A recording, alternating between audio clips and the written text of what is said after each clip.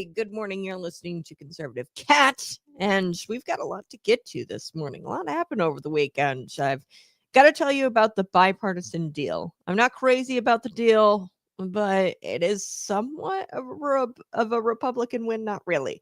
We're going to dig into it. It's a bipartisan deal. 8 Democrats, Senate Democrats voted for it, or voted to end the shutdown. And we're going to talk about parts of the deal. This is the Schumer shutdown.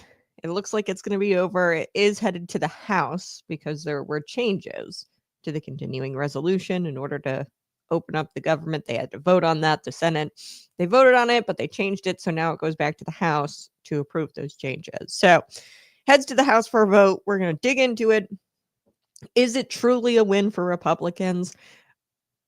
We'll talk about it. I also want to talk about Sean Duffy. He totally wrecked Katie Porter. If you guys have been following this show, we've talked a lot about Katie Porter. She's one of the most angry politicians I've ever seen, angry people I've ever really had. I've never met her, but the clips of her in interviews, of her, talking to her staff, the police reports, the reports about Katie Porter, it all suggests to me that she's an angry person. So Sean Duffy, he completely wrecked her with a beautiful response to her attack over the air travel nonsense. So she launched an attack in this air travel thing. It's not nonsense. It's a way of preventing like the air traffic controllers. There's not enough. Do you want safety or a reduction in flights? We've got to do a reduction in flights in order to keep the people safe. That's what Sean Duffy decided to do as transportation secretary. So we're going to get to that. Plus, we're going to get to Gavin Newsom urging Illinois to rig the election. No, he said that Illinois needs to redraw its maps. Therefore, that would be rigging the election if we were to redraw our maps. And I don't know. I think Pritzker might just listen. I think that this is still a possibility, Illinois redrawing their maps. It's so fascinating. I said that Darren LaHood should have entered the gubernatorial race. There was whispers that he was going to. And I said, he might as well just, take his chances, run for governor, and if he loses, he loses, because he's probably not going to have a job in Congress very much longer because they keep gerrymandering the hell out of this map. They're going to write him out of his district. And there's been maps that I've seen, and now I don't know if these are like legitimate maps. It's being passed around Republican circles, this map. And what it does, it leaves one Republican district left. So I don't know. Pritzker might just listen to Governor Gavin Newsom and redraw our map. Only time will tell. So let's get to the bipartisan deal. 8 Democrats voting for it. So it was a long vote last night, Sunday night until late Sunday night. It was very long. There was a senator who was absent, John Cornyn. And he was absent from D.C., which made it even longer because you had to try to get the 8 Senate Democrats. And a new funding bill has passed the U.S. Senate, and it heads to the U.S. House of Representatives. That's where we're at now because they made changes to it. The deal got support from 8 Democrats, and it's part of a package, to reopen the government, fund SNAP again. And it begins the appropriation process. People are saying, like this judge, a lower court, the U.S. Supreme Court said, no, Trump, you don't have to fund SNAP. A lower court said you have to fund SNAP. It's been kind of confusing. I've always taken the position that Donald Trump shouldn't fund any program. And Donald Trump kind of messed up a little bit, and I'll, call balls and strikes. He messed up a little bit by funding things like the WIC program, some veterans programs. Now they did like some funny things with the money. It wasn't like nearly to the tune of what funding SNAP would look like, even partially fully funding SNAP. I think it's $110 billion. Partially funding SNAP would be insane. as well. So the Supreme Court said, no, you don't have to. Those lower courts said you had to. I think it's bizarre. The blurring of the lines here.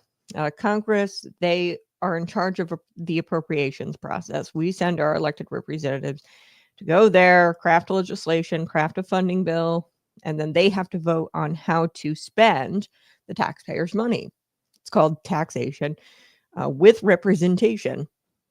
But when you get the executive branch in there funding things without congressional support, and then when you have the judicial branch mandating the executive branch, like it's all blurry at this point. And whatever happened to separation of powers? Him not funding SNAP, Donald Trump not funding SNAP after this lower court had said you had to, was just him not being a tyrant, okay, and respecting the separation of powers, which I think is so funny. They call Donald Trump a tyrant or a king or whatever, because he's actually respecting the separation of powers by not funding SNAP. Anyway, so what this deal does, this package, reopens the government. If the House votes yes, it funds SNAP, begins the appropriations process. And what it does, it secures a vote for extending the Affordable Care Act subsidies, the ACA subsidies. So I was worried that they were just going to fold, the Republicans, and you were worried that they were just going to include the Affordable Care Act subsidies, which tax credits is what I call them, the Affordable Care Act tax credits. This is why your tissue box at the hospital is $15, whereas you would buy it in the store for $5. I don't know how much tissues are. I don't buy them. I use paper towels because I'm not a snowflake. I don't need something soft to blow my nose in. No. So the tissue boxes, they're $15, and they're $15 at the hospital because the insurance companies, they know that the insurance companies, they're, provided these tax credits, and people are provided these tax credits, and that's what balloons the cost of healthcare by dumping a bunch of money into the system. So they can justify, oh, well, you've got all these ACA tax credits. Well, now we're going to charge you $15 for the tissues because we know you have it. Okay, so that is what causes healthcare to balloon, the cost of healthcare to balloon. Tylenol, same thing. Think of it this way: the Inflation Reduction Act, and I bring up this all the time. It's a great way, or it's a great example. Under Joe Biden, in the Inflation Reduction Act, there were pretty much like tax credits you could apply, or like like tax credits you could apply to an electric vehicle. So Americans were getting, I think it was like $4,000 a pop. Like they could get $4,000 and apply it towards an electric vehicle. So what does Ford do? They raise their cost of the electric vehicle by like $5,000, $6,000, something like that, because they know the American people have all of this government money in their pocket, and then they're going to raise the cost of it because they know that they can. You get what I mean? So that's why the Affordable Care Act tax credits, the subsidies suck, because they balloon healthcare costs. Okay, so what is in the deal? Like I said, I was worried that they were going to pass those without bringing it to a vote. From what I understand, and I did some digging this morning, it's actually going to go to a vote, and the filibuster remains intact. So there was whispers, private conversations happening in DC with Democrats, and they were trying to eliminate the filibuster for this ACA subsidy vote. And that would be bad because they need, X amount of Republicans to vote for it. And removing the filibuster would cause them not to have to get, Republican votes for it, or a simple majority, okay, or 2/3 majority, I think is what it is, the filibuster. So they were talking about removing the filibuster because they know that they can't get Republicans to vote for it. So I don't know. I think that the Affordable Care Act is good as dead. Even if House Speaker Johnson calls it up for a vote, because it's totally up to him to call it up for a vote in the House, and most likely he won't. So I think it's dead. So what's in the deal in exchange for their support of a bill to reopen the federal government? 7 Democrats were promised a future vote. Did I say 7? I think it was 8. 7 or 8. 7 Democrats were promised a future vote on continued government subsidies for the Affordable Care Act. Those subsidies have been at the heart of the Democrats' overall objection to a clean continuing resolution. They wanted the illegal health care for immigrants. They want this. They held this up for way too long. But that was kind of at the heart of their objection to the continuing resolution. This was a clean continuing resolution bill, and it passed the House, but it was stuck in the Senate since September. So it's already November. So it's been stuck in the Senate for a long time. Now, as part of the deal, this is where I don't think the Republicans got as much as a win as they're saying they got.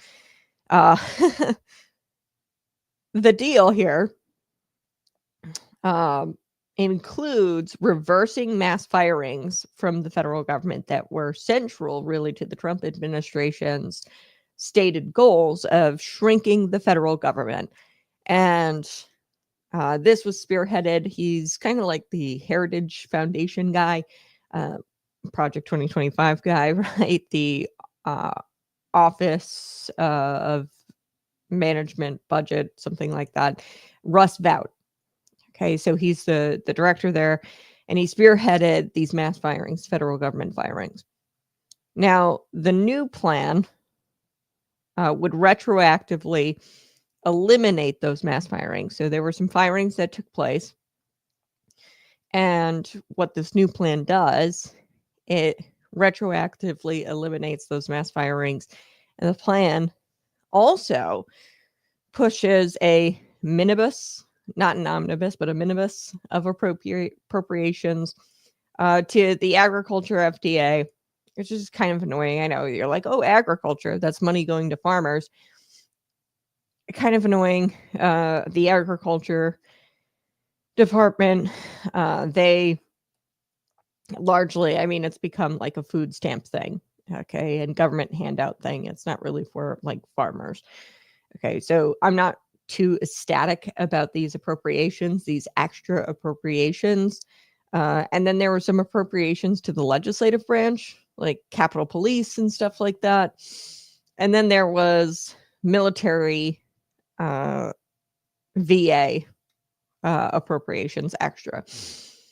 So I'm not ecstatic about that because like we're spending way too much money already. But whatever. I'm not ecstatic about the federal firings being reversed. So yeah, the key, but I get it. In order to pass this clean continuing resolution, open up the government.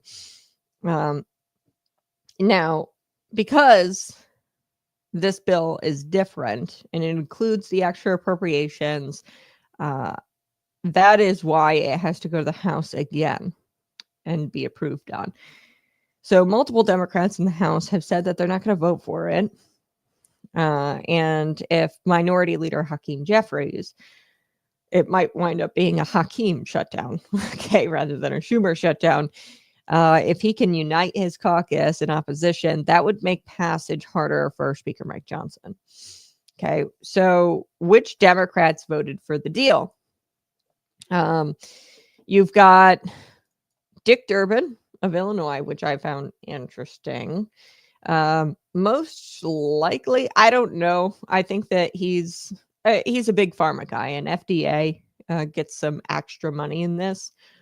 So that might have been why what pushed him over on this deal. If he's funding big pharma, he's like happy as a clam, and he's kind of out of there anyway. He's not running for re-election. So he wants to make his big pharma lobbyist happy before he leaves, maybe to secure a position. I don't know if he's going to, retire, or, secure some sort of position on a big pharma lobbyist board. It's typically where politicians go after they leave office. They serve on some board somewhere. So it could have been something like that. I'm speculating, of course. I have no idea what urged or caused Dick Durbin to vote the way he did. I'm speculating as to reasons why he might have voted the way he did and voted on this deal. Maggie Hassan of New Hampshire, Angus King of Maine, technically an independent, but caucuses with the Democrats, which is interesting. Angus King of Maine. You have Catherine Cortez Masto of Nevada, Tim Kaine of Virginia, Jeannie Shaheen of New Hampshire, then, of course, John Fetterman, and Jackie Rosen of Nevada. So those are the Democrats. 8 of them joined the majority of Republicans for a final 60. You needed 60 with the filibuster.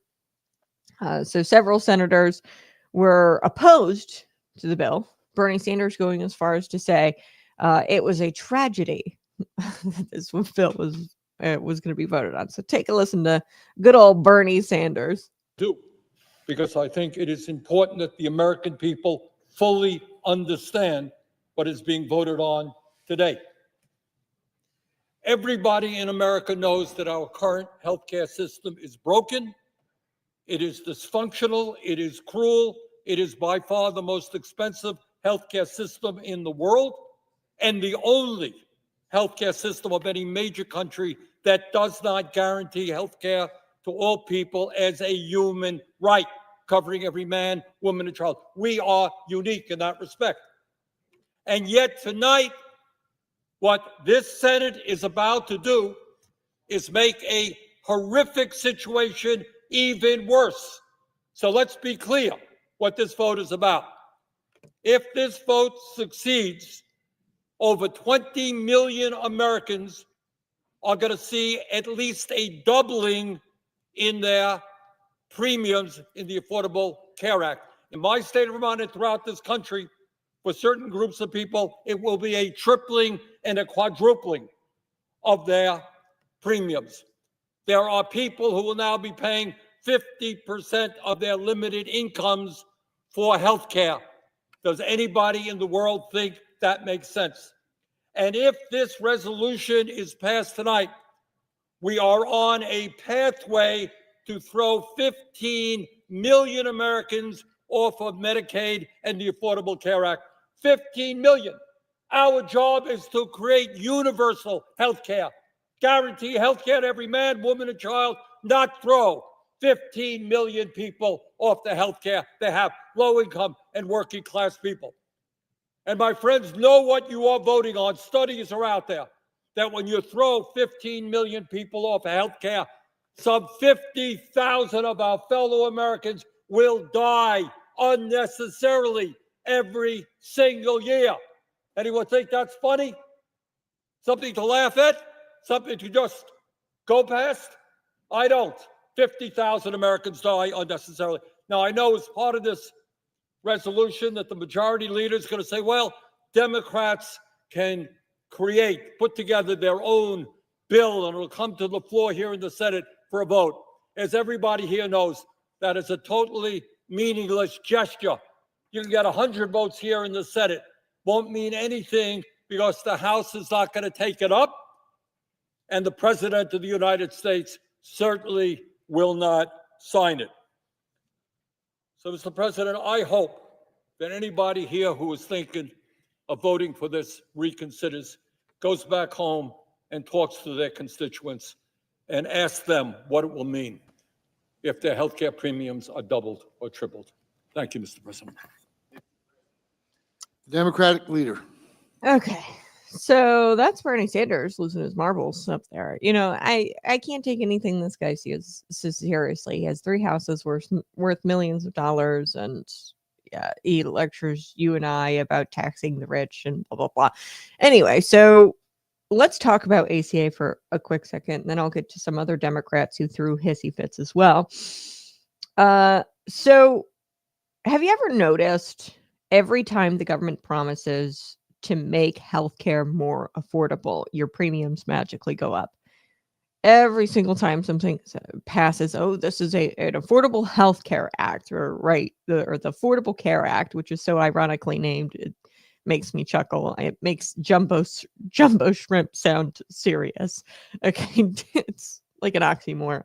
It's so ironically named. Here's how the racket works. The government gives taxpayer-funded subsidies, and they call them premium tax credits, to help people buy health insurance on the Obamacare exchange. Okay, so you don't even really get options.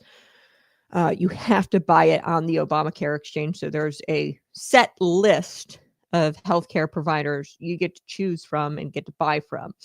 Okay, so the government gives you taxpayer funded subsidies, money, gives people money, taxpayer money to go buy Obamacare health insurance, Obamacare health insurance, and it's from a set list.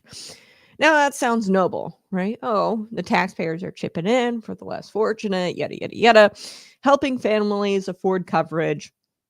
But here's the catch. The more Washington pays in subsidies, the less incentive insurers have to keep prices down. So they didn't keep raising costs. Think about it. If Uncle Sam is footing the bill, why would Blue Cross or, I don't know, United Healthcare, why would they lower their premiums? If Uncle Sam is just going to keep, picking up the bill and footing the bill, they're just going to keep raising prices, knowing that the government is going to cover the difference.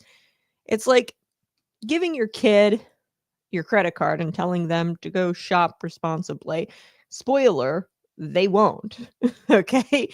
So over time, those subsidies have ballooned the cost of healthcare, not because more people are getting care, which I don't know, more people might be getting care, but it's really because the cost of everything in healthcare has exploded. Okay. Over time, those subsidies have gotten bigger and bigger and bigger. And as the subsidies get bigger and bigger, there's no true incentive for Blue Cross to bring down healthcare costs or for the hospitals to bring down healthcare costs. So hospitals charge more, drug companies charge more, insurers mark up their plans, and the government just keeps writing bigger checks. Okay, so now ACA subsidies are like gas pedal stuck in the floor. The more Washington spends, the faster prices climb. That's how you should look at ACA. And this is bureaucratic insanity. We've created a system where the government rewards high prices and punishes efficiency. The moment someone tries to bring those costs down through a free market competition, okay, that's how we got to do this thing, is free market competition. Pull all the subsidies out completely, which is where I think it should be. The moment somebody tries to say, hey, let's get subsidies out completely and do free market competition, that's usually how, costs, because they're competing with each other. All of a sudden, you're anti-human, or you're racist, or you're anti-equity, or you're anti-people getting healthcare. So here's what's happening. The ACA tax credits are masking the true cost of insurance. People think their plans are affordable, but only because taxpayers are covering the difference. That means two things. You're still paying, okay, just through taxes instead of premiums, by the way. So on the outside, it kind of feels like the ACA tax credits are helping you, or that it's bringing down your cost of insurance, but you're still paying. See, that's what these people don't realize. Even if you are on the ACA tax credit thing, you're still paying through your taxes. It's just instead of your premiums. And then the system becomes addicted to those subsidies. And the second those credits shrink or expire, millions can't afford coverage at all. So They are putting duct tape over your check engine light and calling it fixed. That's what the ACA really, what's going to fix it is the free market. So yeah, politicians, they love it. It's, gift to big pharma, these pharmaceutical companies. It's a gift to these insurance companies. They love it. So Democrats, they, like Bernie Sanders, they cited the non-extension of ACA subsidies was why they didn't vote for the bill. Okay, they cited the fact that the extension of ACA subsidies was not guaranteed in the bill, and that's why they didn't vote for it. So the deal does offer, though, a future vote on this. So I think that they're going to be dead. House Speaker Mike Johnson, I don't think that he has to even call it for a vote. He has repeatedly promised that such a vote would not come before the House on his watch. Let's hope that he sticks to his guns here and does not bring it to a vote. Other Democrats blasted the deal. Outside of Bernie Sanders, you had Malcolm Kenyatta. He's the vice chair of the Democratic Party. He posted on social media and he said, any deal that ends with Democrats just getting a pinky promise in return is a mistake. I mean, he's not wrong. It is kind of like a pinky promise, because I don't think that Speaker House Johnson is forced in any kind of way to bring this to a deal or to bring this to a vote, the ACA tax credits. He goes on. In a statement, he says, the American people are suffering because Republicans refused to stop healthcare costs from skyrocketing. See, they just flipped the script. They say that Republicans saying that they don't want more subsidy, but we've been doing the subsidies after subsidies after subsidies for such a long time. Clearly, that's what's skyrocketing the cost. It's basic economics. An agreement that doesn't fix that reality, the skyrocketing health costs, falls massively short. Okay, now I do want to share this. This is Congressman Greg Cesar, I think is how you say his name. He was crying about it as well. He says, a deal that doesn't reduce healthcare costs is a betrayal of millions of Americans counting on Democrats to fight for them. Republicans want healthcare cuts, accepting anything but a pinky promise from Republicans isn't a compromise. So, yeah, that's another Democrat that was crying and complaining about the deal. There was another guy. His name is Jake Auchincloss of Massachusetts. He was on X. I pulled some of these today. Democrats must stop playing by the old rules in a broken Congress. Mallory McMorrow, a Senate candidate in Michigan, said Americans can't afford this deal. Man.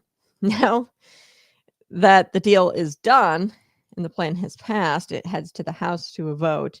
Like I said, because they made those changes. They're doing extra appropriations for agriculture, the VA. They included things like mass firing or the elimination or the reversal of the mass firings, which is kind of annoying and not so a Republican win. This is definitely a compromise. It's not great for Democrats, but it's not good for Republicans, or it's not great for Republicans either, because we got rid of the mass firings and we're also spending more money on agriculture FDA. I don't know. Dick Durbin voted for it. I'm thinking that the reason why he voted for it was because there were extra appropriations to the agriculture FDA that might land him, a comfy job at some sort of special interest group, big pharma interest group. I don't know. We'll have to see where Dick Durbin goes now that he's not seeking re-election. But if it passes there in the House, the White House is expected to support it, and the government will then reopen. So this is probably going to take days. I would say no more than a week for the government to reopen. Now, one main issue that came out of the Schumer shutdown was the air traffic control thing. Okay. And I do want to get to that. Smash that like button, share this out with your friends. Good morning, Dave Paul. Good morning. Man, we've got Tim Kaine, Judas. We've got liberals in the chat this morning. Wow, incredible. Yeah, Trump is a moron. Actually, I just don't get, out of all of this government shutdown, Trump has acted very appropriately. There were some things that I didn't agree with exactly, or full, like 100%, where he was funding the WIC program, but he kind of did it through, I think, tariffs, and he was doing it, in this politically strategic way where it wasn't like, appropriate. I don't like it, the executive branch sticking their nose into appropriations, because, hey, we have a little thing called taxation with representation. We send Congress there, they're the purse, right? We elect them. They decide how our taxpayer money is spent. And we elect them to vote on that. And we're blurring the lines. Then you have the judicial branch mandating the executive branch to appropriate funds to this government program, SNAP. It's just all blurry at this point. Trump has acted really democratically, if you will, through all of this, because he's respected, for the most part, WIC, veterans programs, he kind of funded a little bit. But he's really respected the separation of powers here. So I think it's so funny when people say, oh, Donald Trump is a tyrant. Okay. Yeah. The reason why United Healthcare, terrible times, the reason why United Healthcare makes $5 billion a year in profits is because the government gives them that money through the tax credits. Like, you know what I mean? I explained this, I think, simple enough for, a third grader to understand. The politicians love the ACA tax credits. Democrats get to say, look, we've expanded coverage. Meanwhile, big insurance quietly thanks them for, another record quarter. Thanks them both, not just Democrats, but Republicans as well. Republicans, Democrats alike, they're in the pockets of these big insurance companies. You don't think Bernie Sanders in the pocket of big pharma? Of course he is. Big pharma, these pharmaceutical companies, these hospitals are ballooning healthcare costs because they know through the ACA tax credits, they're going to get that money. Uncle Sam is footing the bill. So there's no incentive for them to bring down costs, the hospitals, pharmaceutical companies, to bring down the cost of healthcare. And then there's no real reason for them to lower their premiums, United, Blue Cross, because guess what? The government's going to be there to bail them out, or be there to give them a record quarter. So politicians love it because they quietly thank them for it through campaign donations. You, middle class, you and me, families who actually work for a living, you pay the bill in higher taxes, higher premiums, and you don't even get the option of what doctor you want. Okay, so there's fewer doctors. Like I said, the ACA tax credits, you have to select a certain insurance provider on the Obamacare exchange. So, yeah, the truth is you can't fix a broken market by feeding it more taxpayer money. You can't fix it by doing that. You can fix it by restoring competition, and that's how we fix the healthcare costs, is letting them compete and getting the government subsidies out of it completely, which we're on track to do. I'd imagine that House Speaker Mike Johnson will not bring this to a vote. The Democrats are right that this was a pinky promise. So, but that's what happens when you lose elections, because you guys are woke and people are sick and tired of you. So deal with it. Tough. All right, let's get to a few other things this morning. Smash that like button, share this out with your friends. Good morning, Cece. Appreciate you being here. Notice Bernie didn't say the word citizen. Yeah, it's not about the citizenry. It's not about the taxpayers. It's not about people who are dealing with the healthcare system. It's about Bernie Sanders is a big pharma hack. He loves the government subsidies. Why? because they quietly thank him, in kind with donations to his campaign.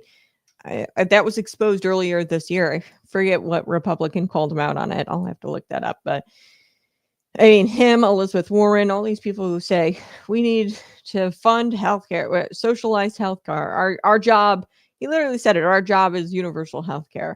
Yeah, because if they're paying the insurance companies pay them back to keep them reelected and get them reelected and keep them in a job. Of course, that's why he wants universal healthcare. He wants it to be his responsibility, being in the government. He wants the government to assume that responsibility. So that way, the insurance companies and big pharma and hospitals, the healthcare industry is indebted to the government, and they will continue to have jobs because they'll quietly continue to thank them for all of the government subsidies that provide them these abundant quarters, the $5 billion that, the Liberal had mentioned, that United Healthcare makes $5 billion in profits. The reason why is because of the taxpayer subsidies. They wouldn't make that much had we not been subsidizing the whole thing. All right. I need to get to something else this morning. Let's talk about the air traffic controllers, because this is funny. The air traffic controllers are still kind of required to work, but a lot of them aren't getting paid, so a lot of them aren't showing up. That's, putting a real strain on, our ability to handle flights. So hence, Sean Duffy, the Secretary of Transportation, he came out with an announcement saying we're going to reduce the flights. Now, he has detailed these problems in press releases, press conferences. I've watched them. He's detailed the problems. He said, hey, I think they've reduced it by 10%. They're going to reduce it more. It probably will be irrelevant by the end of the week because the House should vote on this deal soon. It should take, days, hopefully not months or weeks. But if they don't act soon, the House, on this new CR, this amended CR, then there's going to be more problems, more chaos when it comes to flights and air traffic controllers. So former member of Congress and current candidate for governor of California, Katie Porter, she came out, trying to beef up her profile, her national profile. She's taken a few hits, politically, or her public relations in the toilet, really. And she came out and she thought in her head that attacking Sean Duffy and President Donald Trump was definitely something that she should do. And it was going to help her with her Democrat base. But of course, it didn't go well for her. So starting with the lie, she blamed Donald Trump for what was going on with the airlines and canceling flights. Okay. When it's clearly the Democrats up to this point, I think they voted like 16 times, maybe 14 to 16 times against the CR. It was a clean CR. They voted so long, or so there were so many chances that they had to not prolong the shutdown, but they chose to prolong the shutdown. That is the Democrats' feat there. Okay. So they are to blame. So she lies and she starts blaming Donald Trump and saying that he's the reason why all the flights are canceled. Porter acted as though she was offering up a profound idea to help the situation here in this video. And then she started attacking people who have, private planes. Let's take a listen to what Katie Porter says in this video. She thought she was, really had this profound idea here, but take a listen. Here's a question for Donald Trump as he forces airlines to cancel thousands and thousands of flights. Why is he starting first with the commercial planes that we all use to go visit our families or get where we need to for work? Every day, thousands of private jets take off, carrying CEOs, billionaires, and the 1%, and they take up the work of the air traffic control system too. Wouldn't it make more sense to cancel the planes that carry the fewest passengers first? It's just another example of who Donald Trump really cares about, and it isn't us. exhausting. Okay, so that was Katie Porter. Smash that like button if you're here. Subscribe to the channel. Always support the program by visiting patriotpumpenergy.com, buying your bottle of premium pre-workout today. This a supplement. Dick Durbin, by the way, wants to get rid of supplements. They really don't like the supplement industry, and I get it. Like, some of it can be kind of scammy. You just have to, look out for, these blends where they don't tell you what's in them. This has the supplement facts right on the back. You can read everything that's in it. And there's no artificial dyes, colorings. There's not an exorbitant amount of caffeine. The goal here is not to get you hooked on drugs.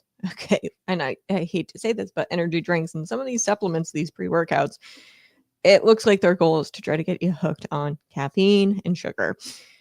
And we're not about that. We tell you everything that's in that product. Supplements, it's a great alternative to big pharma. If you do it right, and if you buy trusted supplement or buy from trusted supplement companies that are transparent about what they're putting in their products. Okay. So let's get back to Katie Porter. She talks about this private plane stuff, which is, she does not know what she's talking about. So Secretary Duffy actually served her up a schooling on the subject. He called her a hack in a Fox News report. And he explained that commercial airlines do have priority. They already have priority, through the canceling, through the reduction of flights. Commercial airlines have priority. The priority is the traveling public, is what Duffy confirmed. He said, you don't know what the heck you're talking about. He termed Porter's attack here nice political theater. So I'm going to share with you a clip. This was on Fox News Sunday. And then I'll share with you his tweet, which is really rich. But first, let's get to the clip. Here we go. Katie Porter is a hack. That's not what happened. In the order, we reduced general aviation or jet travel by 10%. But what we've also done is that, if we have a staffing trigger, I think Nate was at LaGuardia, or in Newark, we have one in Newark this morning. If we have a staffing trigger, there's going to be no jets flying into Newark. We prioritize commercial aircraft. Now, if there's a space to fly in with general aviation or a jet, we'll allow them in. But the priority is the traveling public. And so that's been the order. That's been how this has been implemented. So it's nice political theater, but that's not what we're doing. Katie Porter's a hack. It's nice political theater. He also posted on X. Here's his tweet. Hopefully Katie doesn't pour hot mashed potatoes on me for correcting her, but restrictions for private jets are already in place. Yeah, if you were to read any of the press releases that came out from the Transportation Secretary, from the Department of Transportation, or the U.S. Department of Transportation, if you were to have read any of that, you would have known that private jets are not prioritized, and commercial flights or airplanes already have priority. So this is a burn. Excuse my my pun here. This is a burn. Don't pour hot mashed potatoes on me, Katie Porter, please. I'm correcting you. His comment is in reference to, if you guys are new to the program, I've explained this before. There is a report out there, like an official law enforcement report, that she allegedly dumped hot mashed potatoes all over her ex-husband. Yikes. Allegedly. So the ex, Matthew Hoffman, recently dished more on her and how bad she was on her staff, was on her own staff. Okay, so there have been clips of Katie Porter screaming the F word, profanities at her staffers. And Matthew Hoffman, her ex-husband, has said that Katie Porter did not get along with even Democrat Nancy Pelosi. In a recent recent month or so, Katie has really come under fire for some viral videos. her yelling at a staffer, using expletives. Then she did this really rough interview where the reporter asked her a very simple question, like, how are you going to get Trump supporters to vote for you? You're going to need some of the Trump supporters in order to win the election in California for governor. And she said that this interview's over. So she's had a few viral videos that drop of her being exposed as really a angry person. The former FAA official, Dan Elwell, also confirmed that passenger planes would have priority anytime you reduce flights or if there's a shortage of air traffic controllers, you're going to give commercial planes the priority. Okay. And he said that Dan Elwell said that Porter's statement was unfounded. There's no proof that private planes are given priority, and everything up to this point proves that they are giving commercial airlines priority, okay? The traveling public priority. So Porter wants to be governor of California, but she can't even grasp the first thing about the issue before launching this unfounded attack. Okay, she didn't even stop, look at the plan that the U.S. Department of Transportation released. And she says, join the fight at the end. I don't know if you guys caught that. It says Katie Porter or whatever.com or join the fight at katieporter.com. Join the fight? Join what?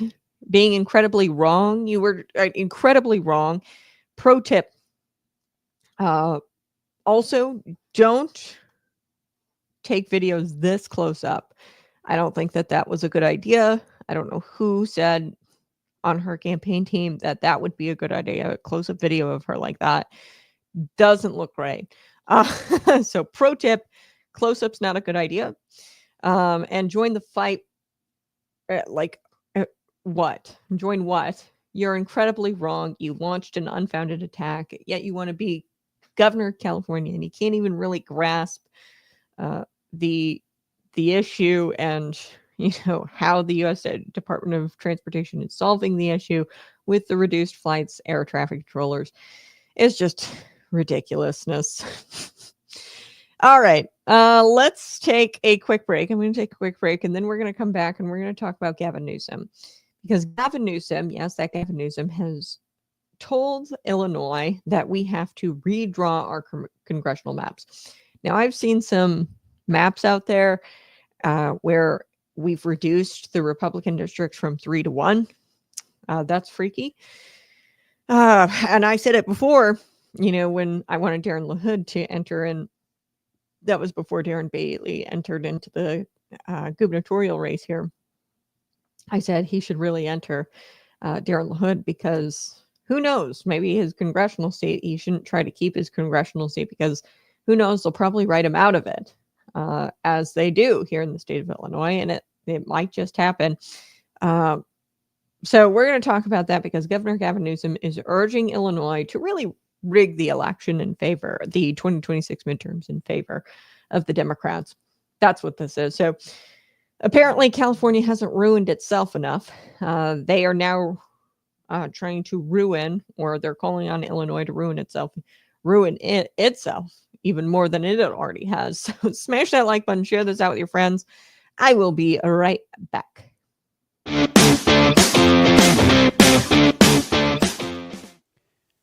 Real strength doesn't need applause, and real faith doesn't flex for attention. Jesus said, when you fast, don't walk around looking miserable. Try to look holy. That's not devotion. That's performance. And God doesn't reward actors. Matthew 6, verses 16 through 18, is Jesus calling men to fast in secret, where only the Father sees. Because fasting isn't about proving your discipline. It's about pursuing God with hunger. So real, you trade food for fire. You don't fast to earn points. You don't fast to make space. You weaken the flesh so the spirit gets louder. You say no to your cravings so you can say yes to something deeper. But here's the catch. It's got to be real. Not for your boys, not for social media, just you and God, in the quiet, in the dark. That's where rewards are born, in silence, in secret, in the furnace of unseen obedience. You want to be strong in public? Train in private. Fast without a stage. Pray without applause. Obey without a crowd. Your Father sees in secret, and he's the only one who reward what matters. Patriot Pump doesn't give you just energy. It keeps you focused. No fluff, no crash, just clean, hard-driving fuel for men who train with purpose and sacrifice. If you're building discipline in the dark, this is your edge. Train hard, stay sharp. Hey, go ahead and smash that like button, share this out with your friends, and go ahead and subscribe. We are very, very close to 1,000 subscribers. Didn't think we would get here this soon. We were hoping by Christmas, and we're kind of on pace to get to 1,000 subscribers. So grateful for you being here today. I know you've got options. Glad you choose the Conservative Cat Show. Today we've got to get into Illinois redrawing their congressional maps. Is that a possibility? Yes. And I'm kind of nervous. I've seen, I don't know if Illinois Governor J.B. Pritzker will risk damaging his national profile because he's launching that presidential bid in 2028, likely. I don't know if he's going to risk it. So will he listen to Governor Gavin Newsom, who's calling on him to redraw his congressional maps? We'll have to see. All right. So let's set the stage here. Governor Gavin Newsom, same guy who locked down his state, dined maskless at, fancy restaurants, rules for thee, not for me kind of guy. He watched half his population flee to Texas and Florida. He just won his Proposition 50 battle. Okay, so Proposition 50, what it does, it eliminates this independent commission that they had voted on, I think, like 5 years ago, the California voters. It's an independent commission, so full of, nonpartisan individuals who draw the maps. So what Prop 50 does, it eliminates that and installs a partisan group of people to draw the maps. And he took to the microphone recently, Governor Gavin Newsom, and he wagged a finger at President Donald Trump. And he told states like Illinois, like, we need you to meet the moment, is the quote. Okay, meet the moment, Illinois, meet the moment. Governor, I'm sorry, but your state is in such a financial mess. You can't even meet the payroll, your government payroll, okay, without federal bailouts, okay? So sit down, man. Your state has run so poorly, almost as bad as Illinois. I don't know. I think that they're pretty tight. I think that California might be slightly worse. Okay, so now Newsom is calling on Illinois, New York, Colorado to redraw their congressional maps outside of the normal post-census process. Now, what's so fascinating about this is that this kind of all started because Texas started redrawing their maps. Now, the reason why Texas started redrawing their maps was because, get this, the DOJ under Biden, the Biden administration, they said your maps are racist, essentially. And they, said that you're in violation of Section 2 of the Voting Rights Act. Okay. So then Texas, goes to the drawing board and then starts to redraw their maps in order to kind of comply with this litigation. Now, this litigation was dropped quietly in March of 2025. Really, it's not even Texas. Like, I don't think that it might be a little bit. I know that Donald Trump came out and said, redraw your maps, but there's good reason for it because Texas has had such an influx of people, whether that be illegal immigration, it's a border state. They've had an influx of illegal immigrants come in that were maybe counted in the census. And then they also have the influx from states like Illinois, California, population growth. Okay, so they really needed to address some of these unprecedented some of this unprecedented population growth. Okay, and they needed to ensure that there weren't, illegal immigrants included in the census. Also, they were complying with the Biden DOJ's lawsuit that said that their maps were racist. So it was just like kind of a trifecta of, hey, we have to redraw our maps. And then all of a sudden the Democrats like started to lose their minds, and they were like, oh, they're trying to, gain Republican seats for the 2026 election, which I don't know, maybe. But, Democrat states, including California, Illinois, they have been gerrymandering. Our state is probably the most gerrymandered, Illinois, out of all 50 states, and they've been doing this for decades. And really, if you ask me, if it's not the trifecta that launched Texas into this redrawing thing, if it's not that, and it is truly to gain Republican seats and be political about it for a political advantage in 2026, I say good on Texas, because these Democrat states have been doing it for decades. It's about time somebody stood up to them and said enough. Okay, so now what Newsom is doing, he's calling on Illinois to redraw their map in this outside of the normal post-census process. Okay, the normal post-census process. So he says redraw them, redraw the lines, squeeze a few districts in, dilute some of your districts, your Republican districts, and make them more Democrat by redrawing the lines, okay, including more parts of Chicago, really. So I'll have to find that map. I'll pull it up here in the next break and show you. A buddy of mine sent it to me, and it's been kind of like passed around Republican circles, like this could be potentially the new map.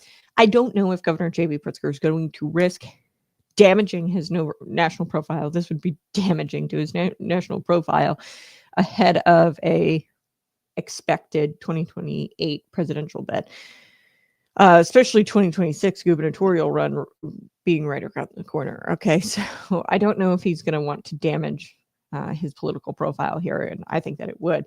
Okay, so what's really going on here? It's not democracy, it's desperation. The Democrat Party, they are staring down a rough 2026 election. I think that they know that they're in for it. And the voters were still angry about inflation, the inflation caused under Joe Biden, the crime. We're still angry about the open borders, and we're starting to see a healing going on. Even when it comes to the cultural decay of our nation, we're starting to see a healing, like Cracker Barrel going woke, and then all of a sudden backtracking and saying, no, we're not going to go woke anymore. We're going to keep our logo. That shows me that the cultural decay is not winning anymore. Sydney Sweeney, her doing the American Eagle jeans ad, like we are finally healing from the cultural decay that was under the Biden administration, and people are sick of the cultural decay, the open borders, the crime, and Donald Trump is fixing a lot of that. Look what he did in Washington, D.C. Inflation, like, I don't know about you, but gas is down, eggs are down. There's some things that are still up. The tariff thing, we're going to probably get to tomorrow, because I know a lot of you have questions about the $2,000 stimmy checks. Stimmies, they're kind of like stimmies, not really. We'll get into that tomorrow. I don't want to talk about it too much today. But I'm really kind of excited. I'm not totally against the $2,000 checks. I would love a $2,000 check. That'd be pretty great. But there's some problems with it. But really what it is, it's not like COVID money, okay? COVID money was just taking money and giving it away. We don't want that. I told you the problems with the healthcare costs, and you do tax subsidies, you give the taxpayers, or you give the people money from the taxpayers. You just kind of wind up ballooning costs because everybody knows that they have $2,000 to spend. I don't want to inflate the economy anymore. But the money that we're saving from Donald Trump's tariffs, really, if he weren't to just cut a straight up check, what the goal here is with the tariff is so that way we don't have to rely on such a taxpayer funded, taxpayer sourced revenue. Okay. Now they're trying to say that his goal, the courts with the tariffs, his goal is like a fiscal goal, which kind of, but not really. And there's powers that and we're going to get on all of this tomorrow, and I'm kind of going down a rabbit hole, but Uh, there's powers that the president has been afforded since like 1930 is when they gave some powers to the president, and then a little bit later they gave him some more powers to tariff as it relates to national security. And I think that is his primary goal, to stop China from taking over the world. Okay, that is really what I think the goal of the tariffs are. And then like a nice little side benefit is we don't get taxed as much, and we get some of our revenue generated from tariffs the way it used to be. So prior to 1930, and the Democrats always point to 1930 as like, you know, hey, this is why tariffs didn't work. Well, it was the Great Depression. It wasn't ever really going to work. And prior to 1930, they were working as means to offset or to, you know, bring equity to this revenue generating system, the government revenue system. So right now we don't rely on tariffs at all. And Donald Trump is changing that slowly but surely, where we use some of this tariff money as a means of revenue so we can relieve the taxpayer. So that's a nice little side benefit. Donald Trump, though, I do think is doing this as a matter of national security, which is what his powers kind of afford him to do, as far as tariffing goes. I'd love to see it all done through Congress. I don't know why Congress doesn't do it. Congress should just pass bills and tariff, so they can't do this whole orange man bad thing and have the courts try to legislate, because the courts are, you know, not understanding separation of powers, and that's really not their domain. The president has some tariffing power. Congress has tariffing power as it relates to fiscal reasons and revenue generating reasons. But what Donald Trump is doing here with the tariffs is it's like 4D chess. He is trying to get the courts, because right now the courts are saying he can't do it. It would look really bad, and he's trying to sway public opinion on it. And he's saying, okay, I'm going to give you $2,000 from the tariff money. Really, we were going to get $2,000 anyway from tax breaks. But he's just going to kind of write checks instead of, you know, us see it, you know, in the form of tax reduction.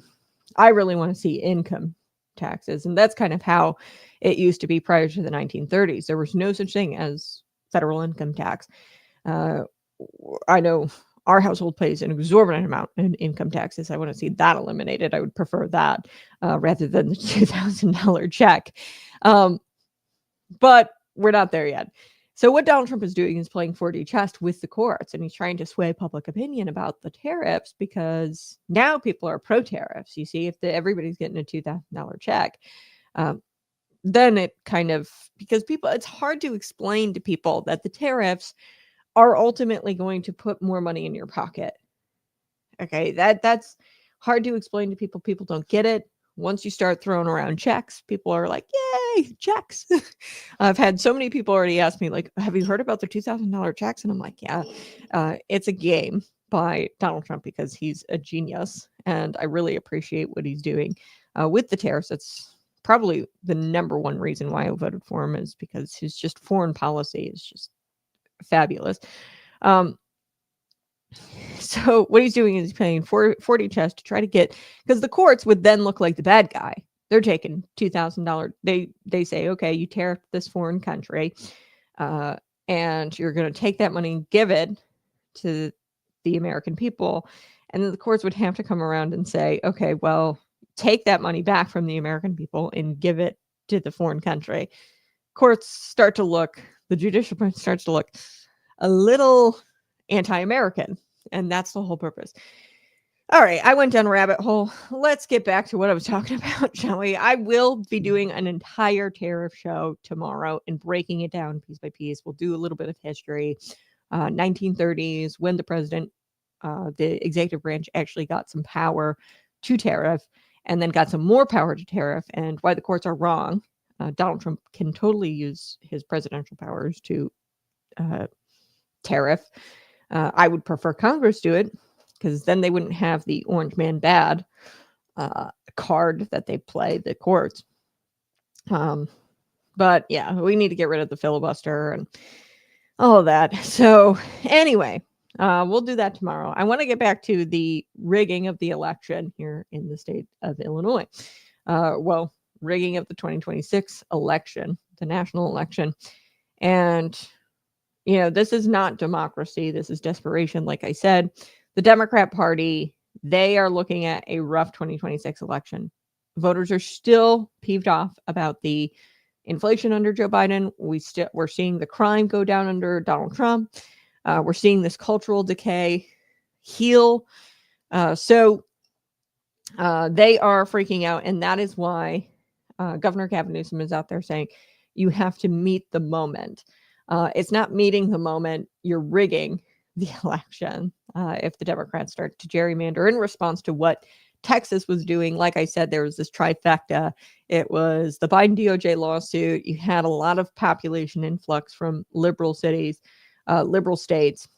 And then you also had the influx of illegal immigrants. There was this like recipe for disaster here in Texas where they had no choice but to redraw their maps, really. So in order to comply with the litigation from the DOJ, and if not the trifecta, then good on Texas for finally saying enough with the decades of Democrat gerrymandering. We're going to offset it here in the 2026, and I'm not totally opposed to that either. Anyway, so Illinois ethics advocates are sounding the alarms.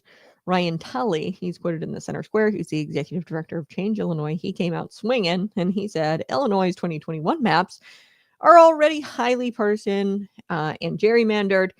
Translation, Democrats drew the line so tightly around their own voters, you'd need to get a crowbar to wedge in a Republican. Okay, they have really made it impossible for Republicans to be represented here in the state at a federal level. There are 3 congressional seats that are Republican, yet over 40% of the electorate are Republican.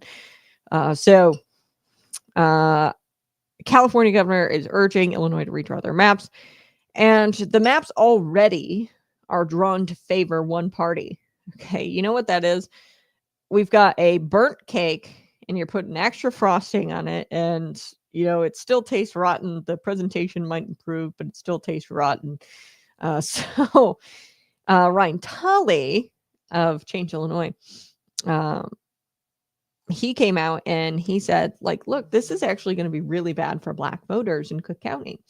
So what they're going to wind up doing is splitting a lot of these districts, and it's going to hurt the Black community in Chicago and in Cook County. Okay.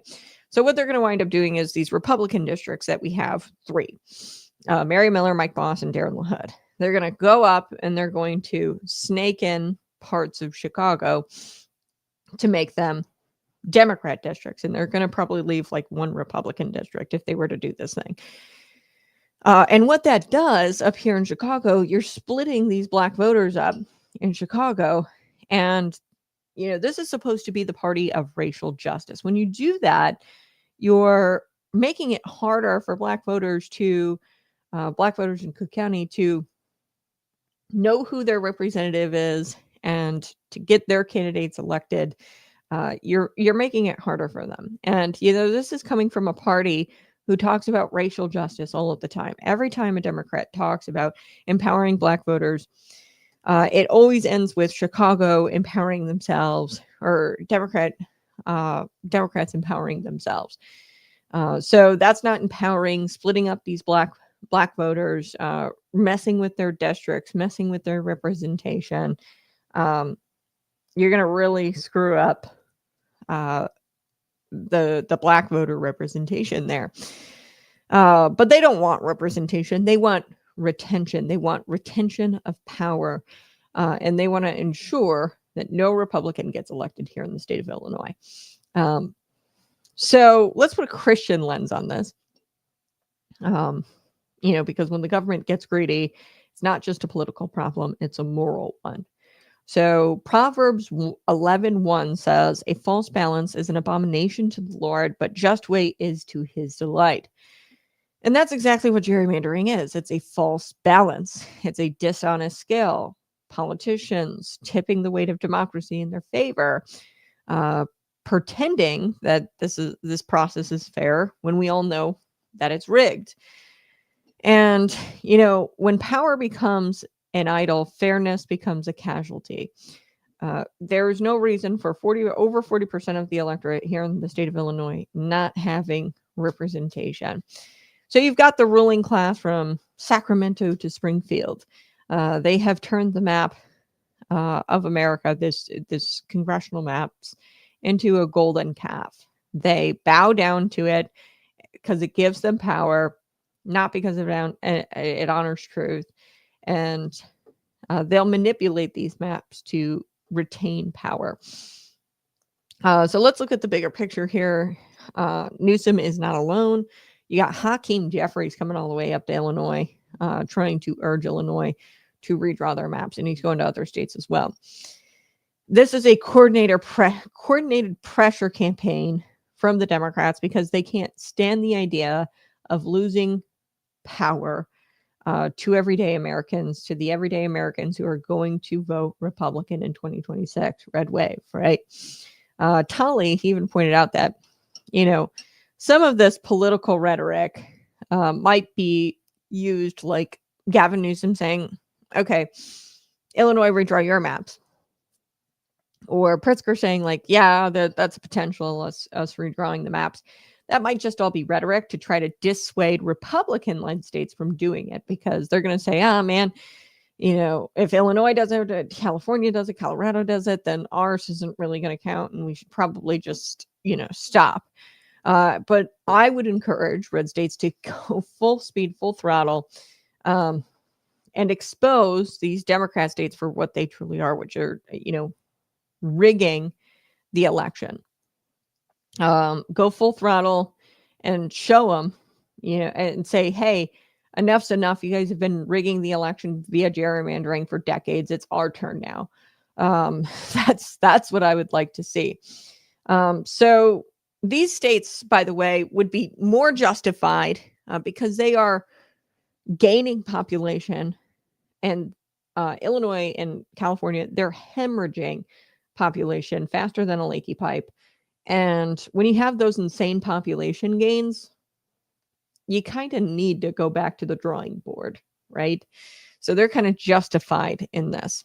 So Democrats want to flex its partisan muscle. Illinois wants to flex its partisan muscle as a counterweight to red states. Okay. Now that's about control, and they have these insanely Democrat majority states like Illinois who can do this and who can, flex this partisan muscle. But here's the irony about all of this. Democrats are always the ones who say things like, we have to defend democracy. Okay, Republicans don't say that. Okay, so them gerrymandering or doing redistricting, like, yeah, so what? They don't even really say, oh, we have to defend democracy, right? But Democrats are out there ensuring that that voters have fewer choices, and yet they're the ones who say things like, we have to defend democracy. So if you think the Justice Department, I'm kind of waiting for this, and Trump kind of alluded to it, at least for California, when they passed Prop 50, that the DOJ would be kind of stepping in. He talked a little bit about it on Truth Social. I haven't seen anything since. I don't think that the DOJ is going to be swooping in anytime soon. I would like to see them do it, because guess what? The DOJ under Joe Biden, I told you that they had launched a lawsuit against Texas over their minority voting power. And they just recently quietly dropped that. No ruling, no explanation, really. They quietly dropped that. And, I would love to see, let me pull this up here. I would love to see the Trump DOJ do the same thing the Biden DOJ was trying to do to Texas at the time. And, contest California's map. So that's kind of how the machine works. They make all this noise when it benefits them politically. So the DOJ made all kinds of noise when it was going to benefit the Democrats politically to launch this lawsuit against Texas for their maps, and they cried racism, and they accused Texas of diluting minority votes. Okay, and they cited the Voting Rights Act, Section 2, and the same, it can't be done like though the DOJ, and I'm not expecting this. Trump said maybe with the California maps, and I'm hoping he does, because they've done it to Republican states they weaponized the DOJ under Joe Biden. They've gone after Republican states for their maps. So when Illinois wants to redraw their maps, and this is actually going to split minority communities up, suddenly it's necessary reform, and the DOJ is kind of quiet on this. So the Trump DOJ needs to get it together. I would say go after, launch lawsuits, cite the Section 2 of the Voting Rights Act and say that they're splitting up minority communities by redrawing their maps. So, double standards aren't a glitch in the system. They are the system. And anytime it benefits the Democrats politically, they go with that and they don't fight back. So one thing we have to note, though, is that the Supreme Court is now reviewing a case in Louisiana. It's a Louisiana case, and they're going to try to gut that part of the Voting Rights Act, Section 2. That's the part that basically is stupid. It's fake and gay, and it bans racial discrimination in redistricting. So if that happens, there's going to be a lot of interesting things, like a feeding frenzy from both sides, because they will, this Voting Rights Act kind of prohibits states from, redistricting, like these Democrat majority, super majority, they just do whatever the heck they want. But the Voting Rights Act kind of prohibits them from doing whatever the hell they want. I'm pro getting rid of the Voting Rights Act. I think it's dumb. I think it's fake and gay, especially the Section 2. So I hope that the Supreme Court that's reviewing that Louisiana case actually votes against Section 2 of the Voting Rights Act. I would be pro that, because I think that it's just silliness. It's like racist. It makes no sense why you have to draw these maps based on race. We should be drawing it based on geographics, like location, geographical location, and population. And race should not be a factor. It's the same thing for scholarships or things in colleges. Merit and, should you be here at college? Should you be accepted? Should you receive this scholarship based on merit? The only things that should be considered: geographical location. How easy is it for a congressman to get to this side of his district to the other side of the district? Is it hard? Is it a 4-hour district? That's probably not a good district, and is impossible for him to, meet the needs of his constituents if it's that large of a district. For example, in Illinois, you scoop in parts of Chicago and parts of Southern Illinois. That's just too big of a district, and you're going to screw over the congressman, and he can't reach all of his constituency, which isn't fair representation. So my thoughts: geographics and population. How big is the district, and can the congressman physically go from one side of the district to the next? So yeah, we'll have to see what happens with that Louisiana case. I think that the moment this federal oversight kind of disappears, you're going to see state cartographers come out like little piranhas and they're going to start redrawing all of their maps without any kind of state oversight, or without any kind of federal oversight. And I think there should be federal oversight, but we should definitely not be using race as a part of that standard of drawing our maps. That's kind of silly. Geographical location and population. Anyway, so let's break down what could actually happen if Illinois decides to redraw its map. So what would this actually logistically look like? Tully says that lawmakers can theoretically call a special session, but we're kind of getting close to the primary here. And they would have to change the date of their primary, most likely, if they were to actually call a special session. It would be one of those urgent middle of the night kind of things where taxpayers are asleep and the lobbyists are awake, right? So it would be like a special session, they'd call it, and then they might have to move the date of the primary, which is a possibility. They could move the district lines, change election schedules, and then they would call it a democracy upgrade. That's what could happen. Now, is it going to happen?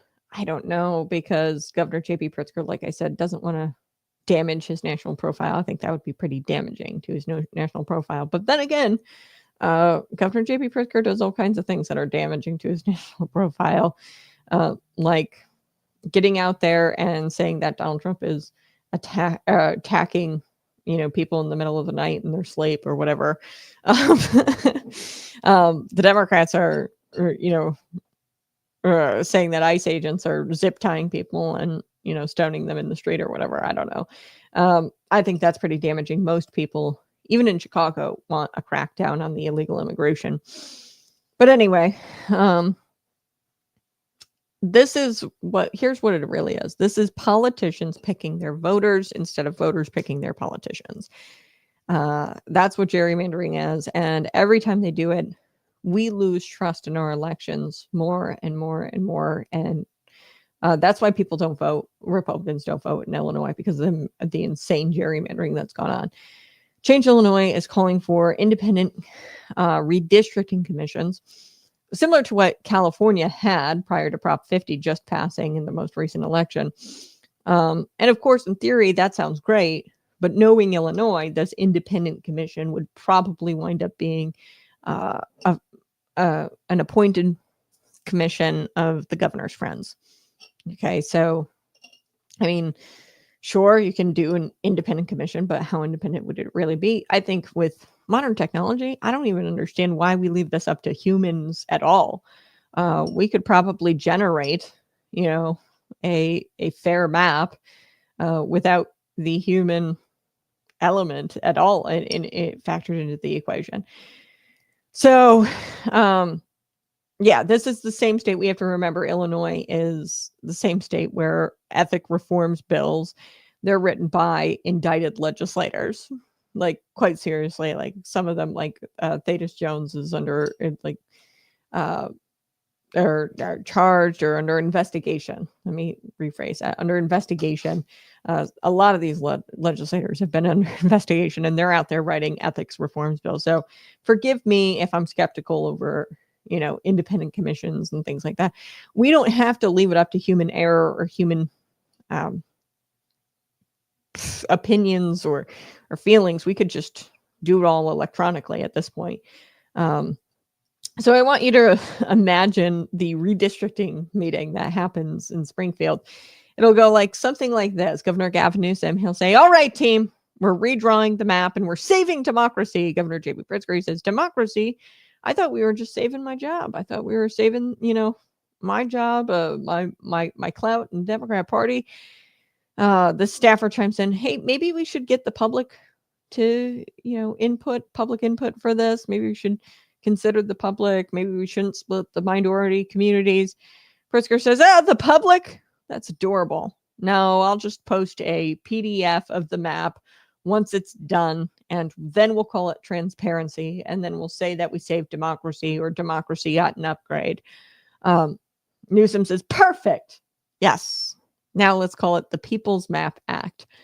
And Pritzker, will chime in and he'll say, hey, while we're at it, why don't we just tax people for creating the PDF and creating, these new maps and this new commission or this new map? But why don't we just tax them? Because why not? So that's how it would kind of go behind closed doors. They'd have donuts and no accountability, but plenty of donuts, and they'd all sit around a table and not seek public input and not draw these maps fairly. So let's bring it home. Why does this matter? You're probably wondering, Kat, you spent a lot of time on this morning. Yes, because people are losing faith in their elections. People in Illinois don't vote anymore because the whole system really is corrupt and it's starting to crumble because of the decades of gerrymandering. So it doesn't matter if you're on the left, the right, the center, your voice is lost in this gerrymandering process. When political boundaries become political weapons, every voter loses their voice.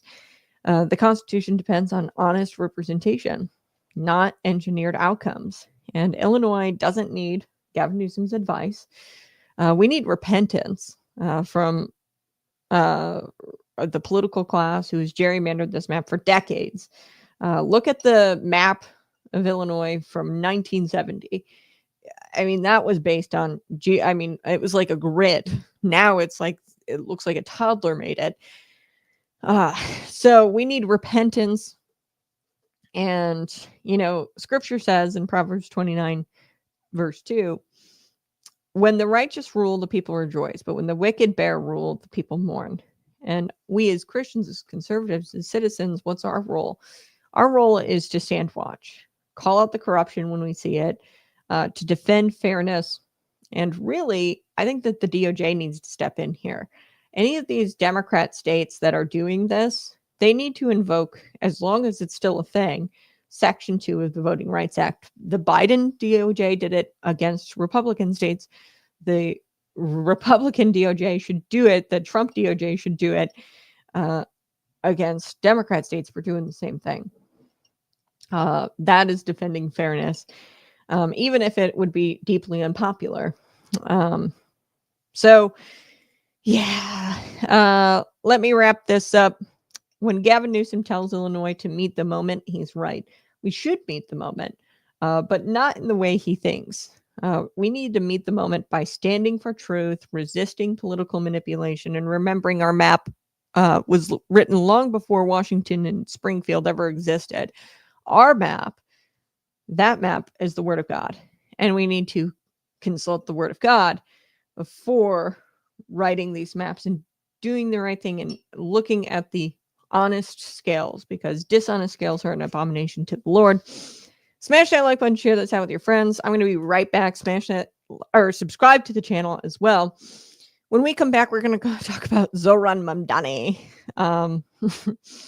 And Senator John Fetterman actually came out and he was saying that, like, hey, making extremists the face of our party, probably not such a great idea. And he also talked about, how socialism, the end stage of socialism is not where you want to be when it's implemented. It's death. Socialism kills. Okay. And there's actually this representative. He is a Republican from Florida, and he actually came from a communist regime, Cuba.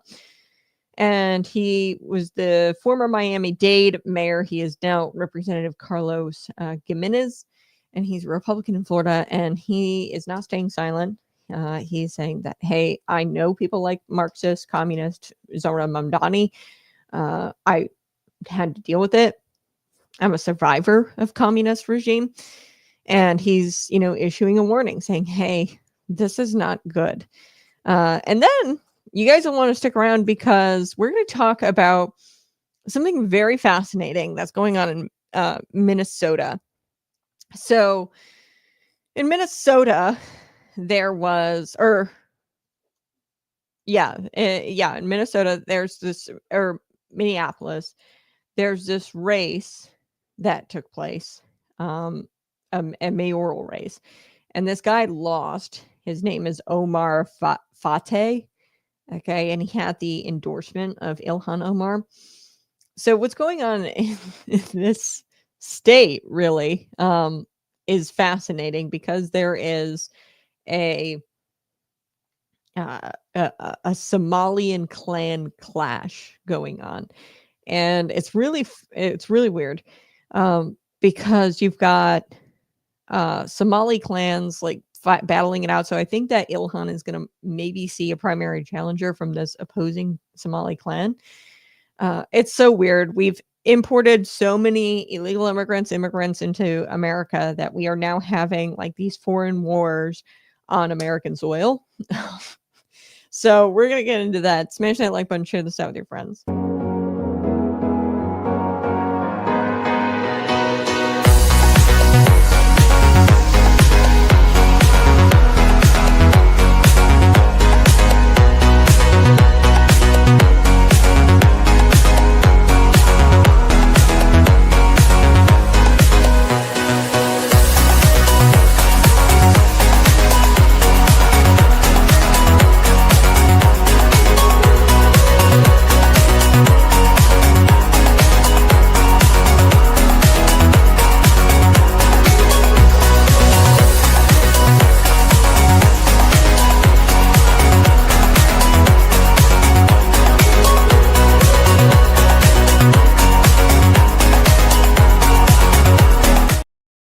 Hey, go ahead and smash that like button, share this out with your friends, and subscribe to the channel.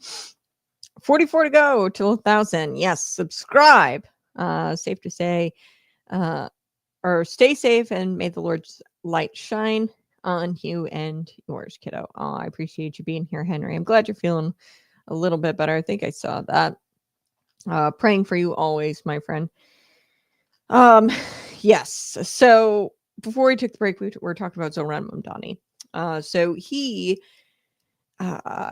is the self-proclaimed Democrat socialist, mayor-elect, New York City. Okay, and he's made some statements that even Democrats, like former Obama administration green energy czar and CNN host Van Jones, this commentator, he's a commentator on CNN. He has been questioning really how much of a 180 Zoran has made since the election day on November 4th. He's done a bit of a 180. So he kind of was like watered down socialist, like kind of like a Bernie Sanders prior to November 4th. Now all of a sudden it's starting to look like he's all in on communism. And I'll get to a couple of reasons why I say that, and why Van Jones, even the Obama administration green energy czar, and he's on CNN now. Van Jones, he's starting to say, hey, he's kind of doing a bit of a 180. And it's not like Democrat leaders don't know what Mamdani is all about. I want to be clear about that, because they knew from the beginning. They all know from the beginning. Now he can try to water it down and kind of be like more of a silly Bernie Sanders socialist.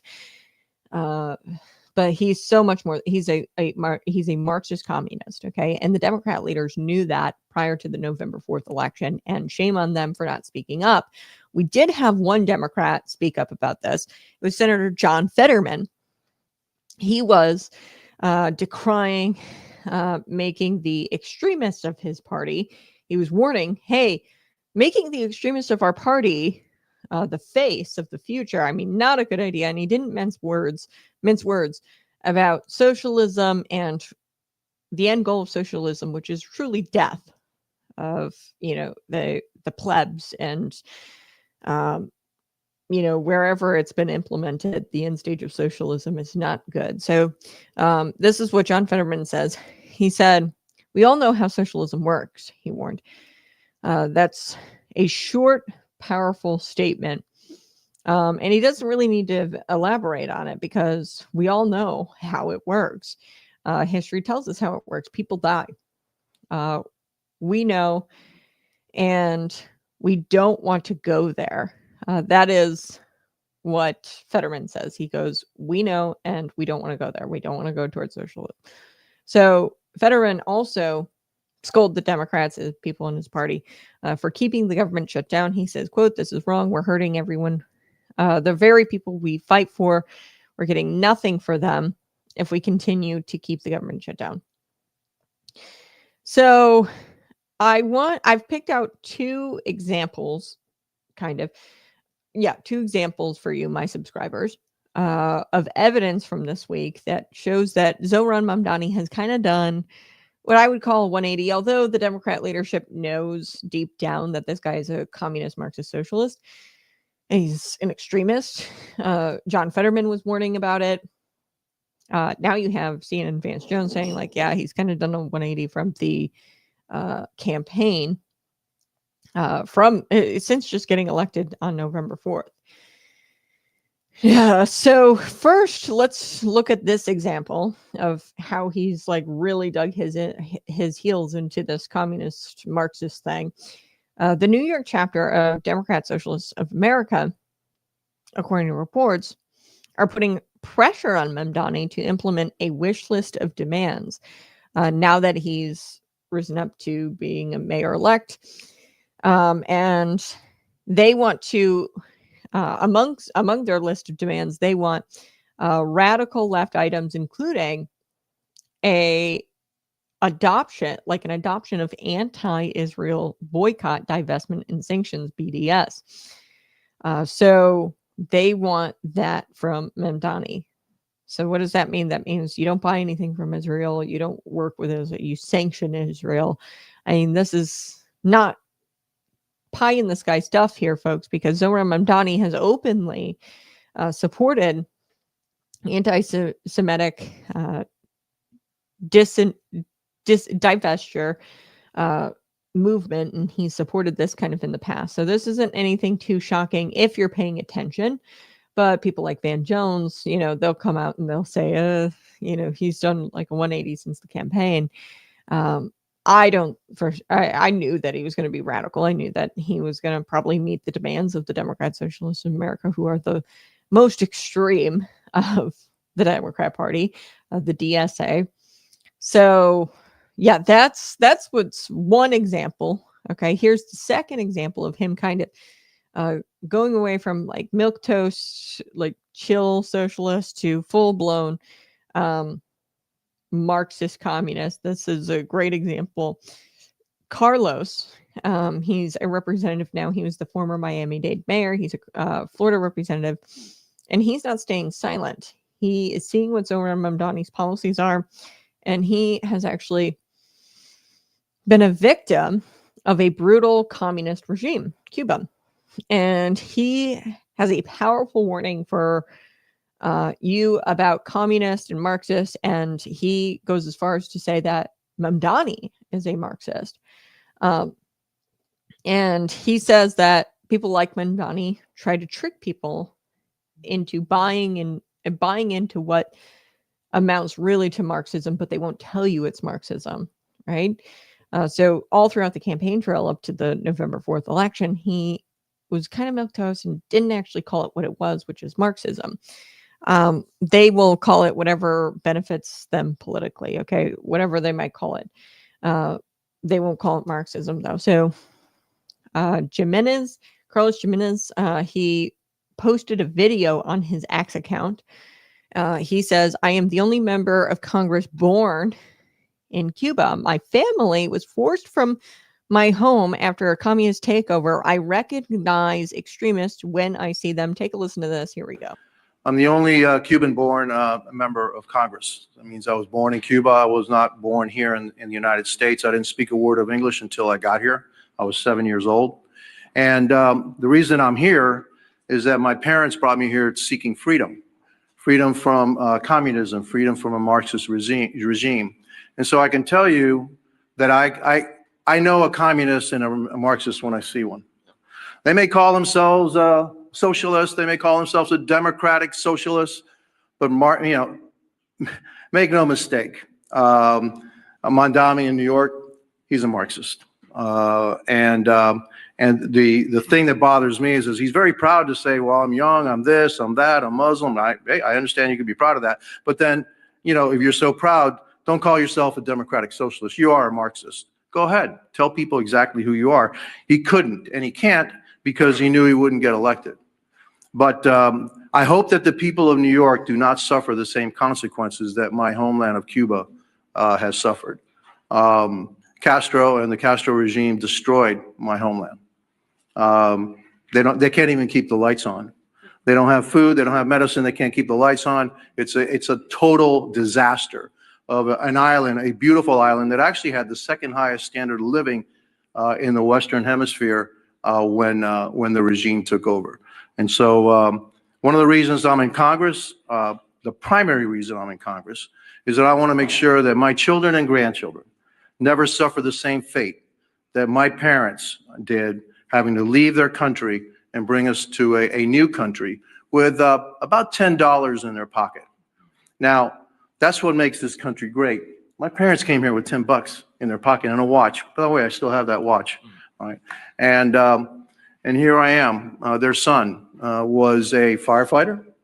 He was a city manager. He was a county commissioner, county mayor of the largest county in the state of Florida, and now a member of Congress. I don't think there's too many countries that you can say that can happen. That's why I love this country. That's why I will fight for this country. And again, I know a Marxist when I see one. And it's unfortunate that the Democrat Party is heading that way, which means we just have to fight that much harder. There you have it. I like this guy. Representative Carlos Jimenez. He explained what bothers him so much about Zohran Mamdani, the soon-to-be mayor of New York, is that he claims to be proud of who he is, and then he does not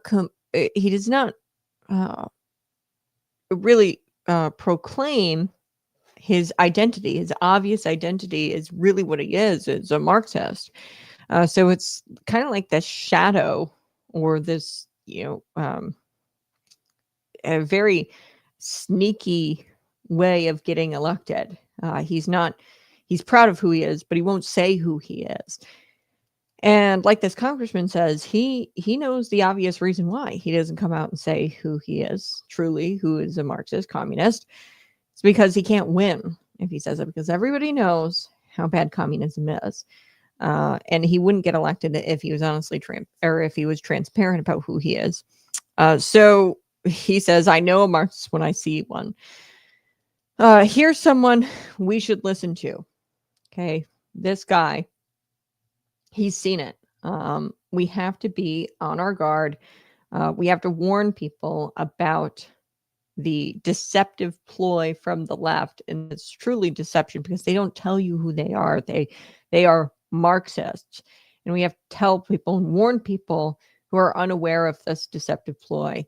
And the perils of Marxism, as our late happy warrior, Andrew Breitbart, warned us so many times of, as this is not something that should be taken lightly, the perils of Marxism. People don't know, but Karl Marx, he was not a happy man.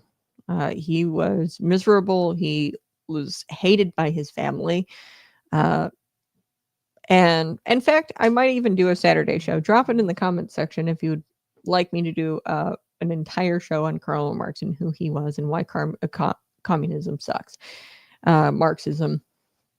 And we'll explain the differences too between socialism and communism as well. We'll do that on Saturday. If you want that, drop it in the comments section. But this far left radical,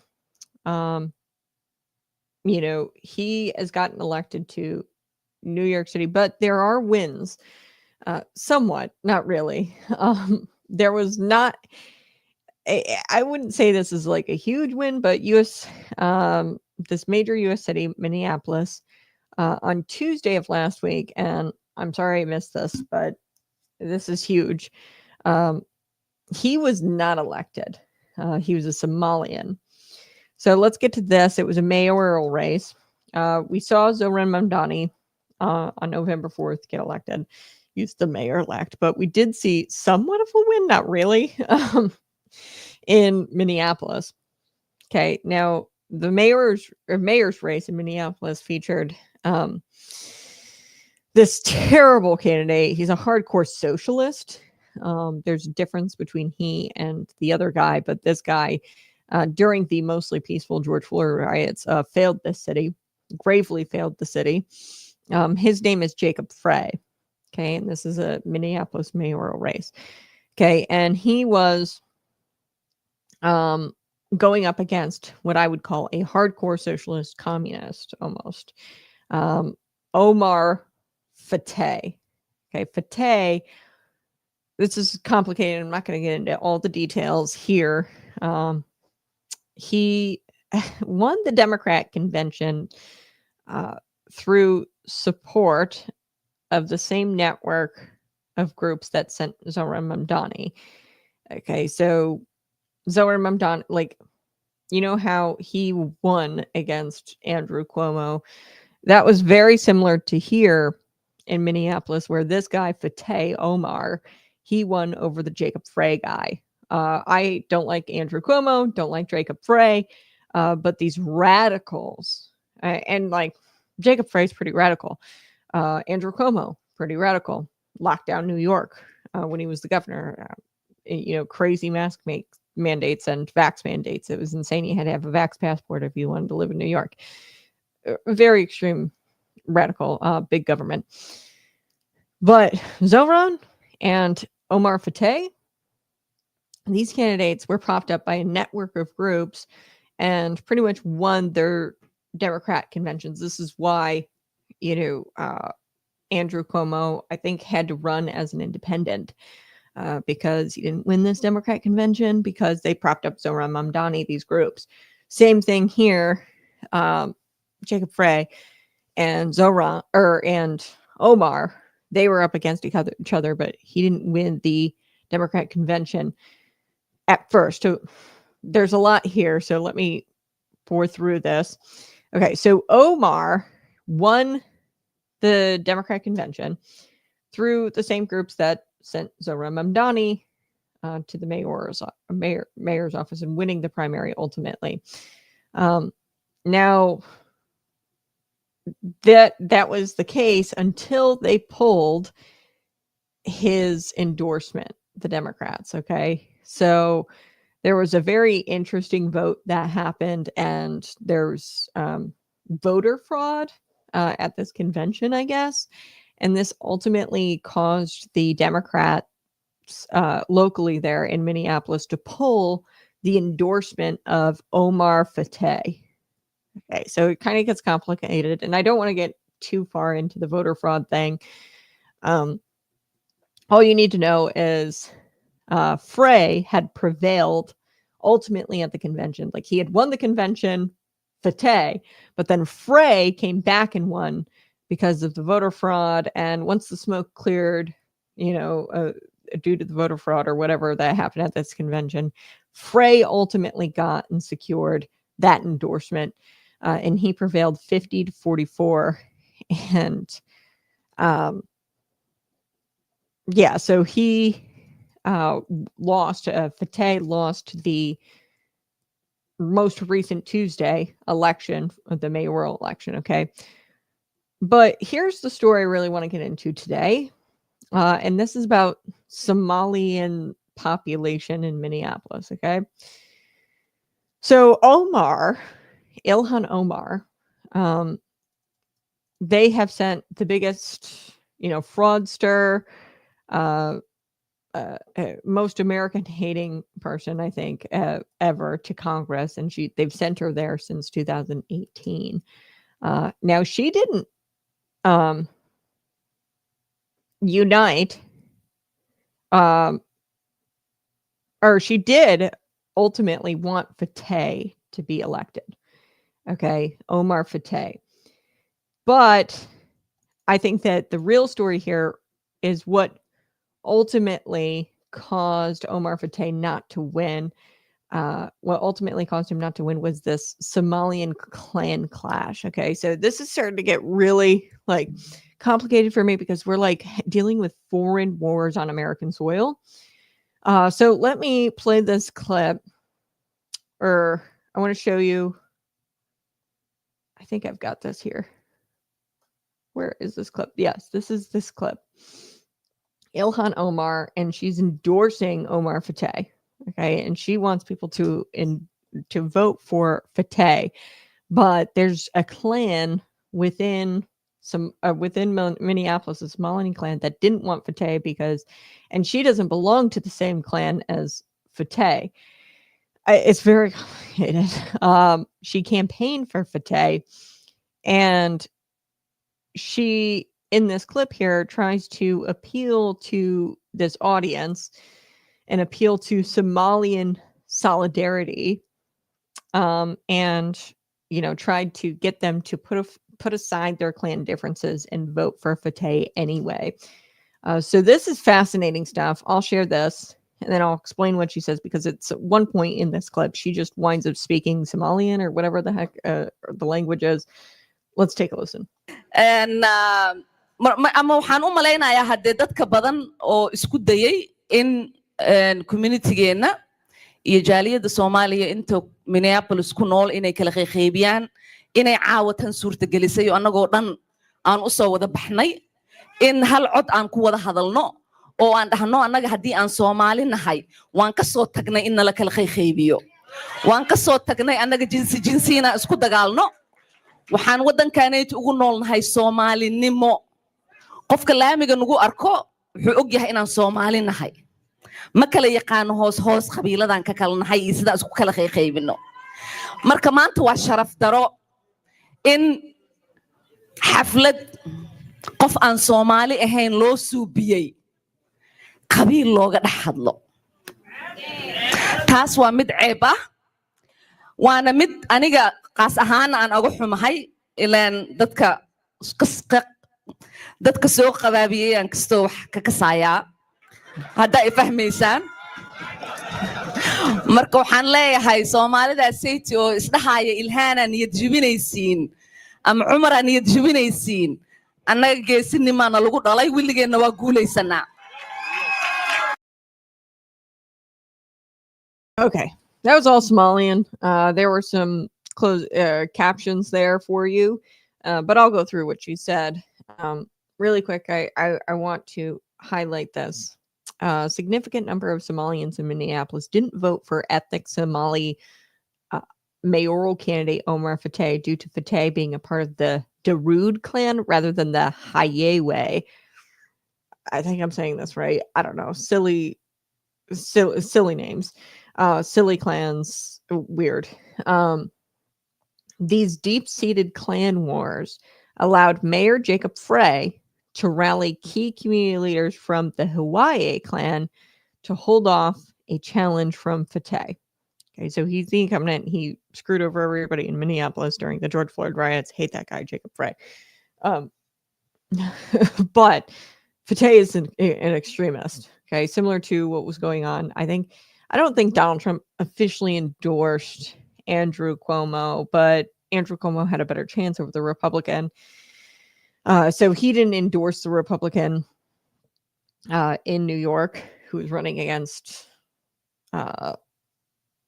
Zohran Mamdani because Andrew Cuomo probably had a better chance. But anyway, very similar thing happened in New York as it did in Minneapolis here. Now, Representative Ilmar, she endorsed Fateh, campaigned for Fateh. That was at a campaign stop there, all the Somalians speak. And she is not a part of the Darude clan. She is actually, I think, a part of the Hawaii, from what I understand, clan.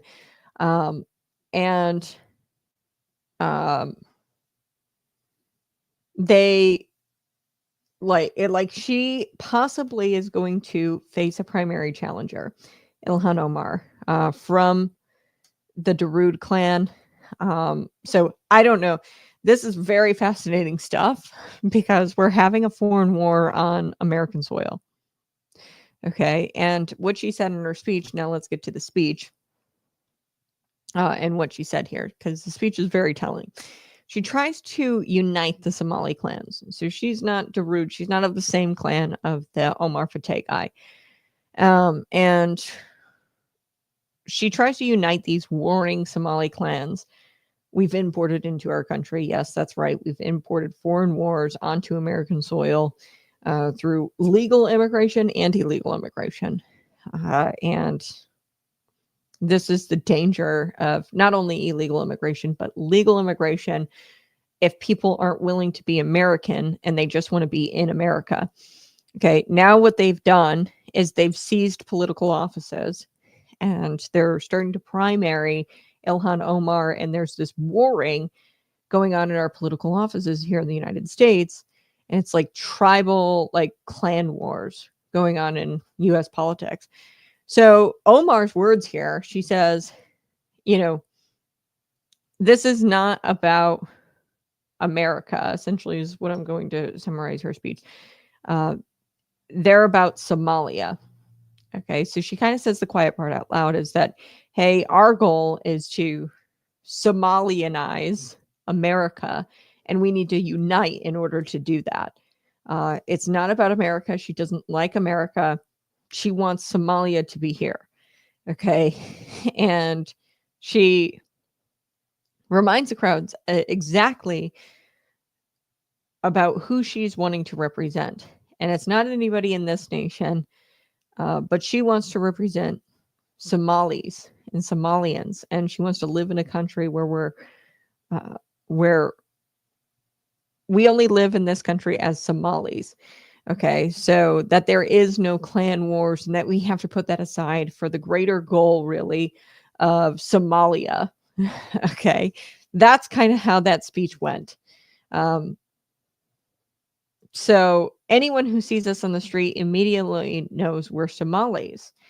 And that line right there is a confession. She said that quote in her speech that I just played, where she was speaking Somalian or whatever language that was. They don't want to assimilate. They don't want to be Americans.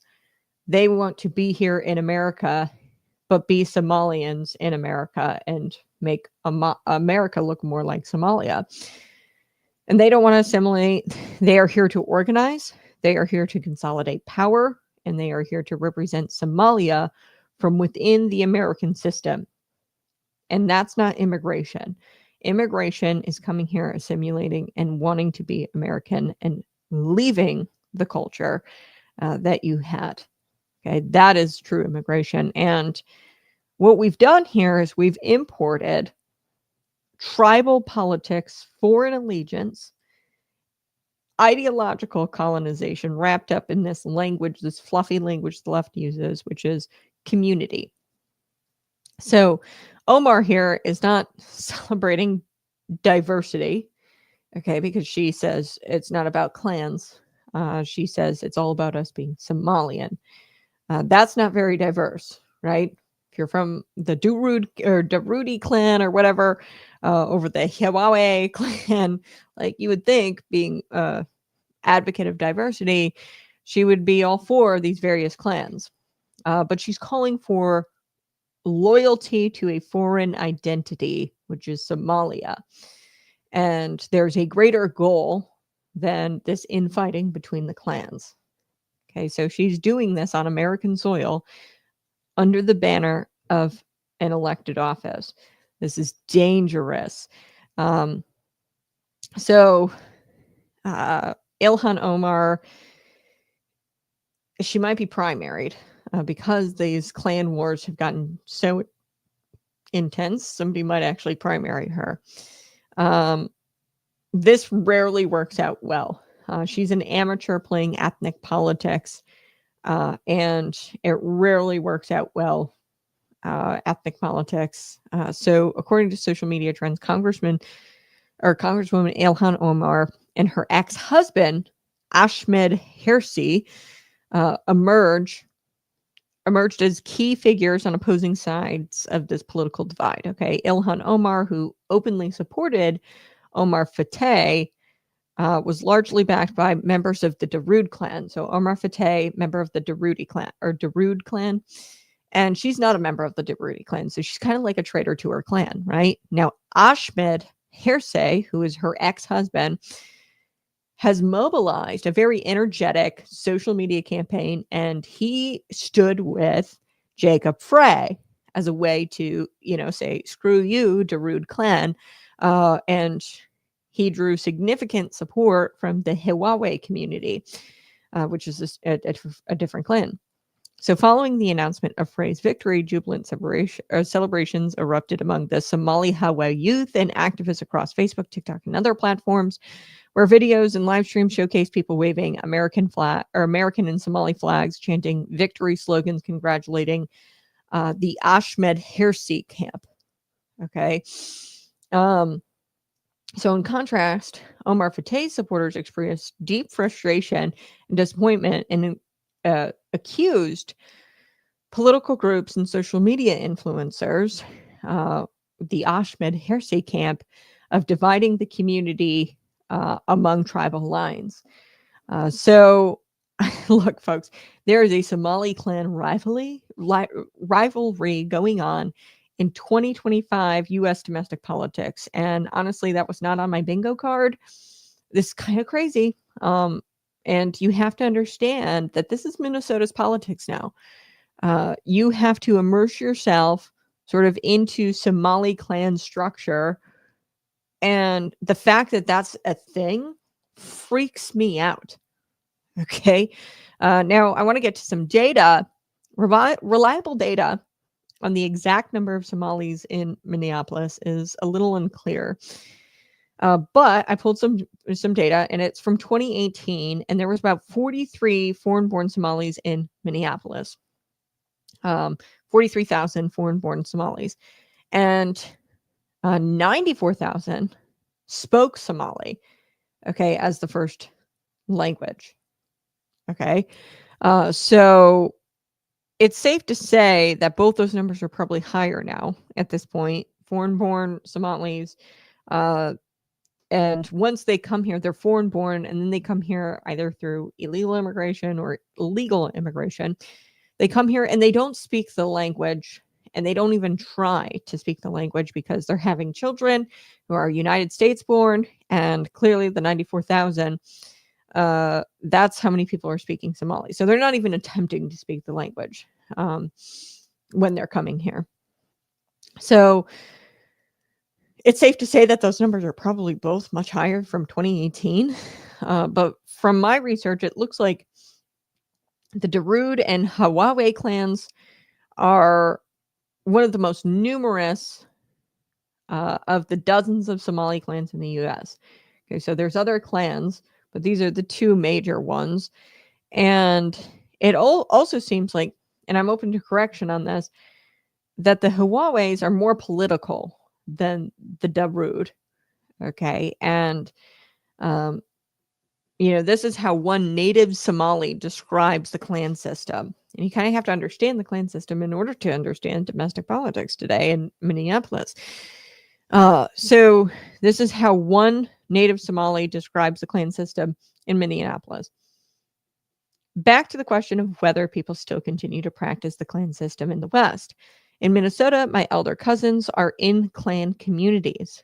So there is a clan system, and they are actively practicing in this clan system. In Minnesota, my elder cousins, and this is coming from a Somali, one native Somalian. My cousins are all in clan communities. The clans are very organized. They operate like life insurance. People are divided into small groups. They hold meetings at an elder clan member's home who's trusted and has the best interest of the clan at heart. This is starting to get really weird, almost like cult-like vibes, right? This person is responsible for informing the clan members of what's happening and then collecting money for the benefit of the clan. Sometimes there's major things happening, like there's a death in the family or funeral expenses that are needed. So there's death in the clan, and then you raise money for that.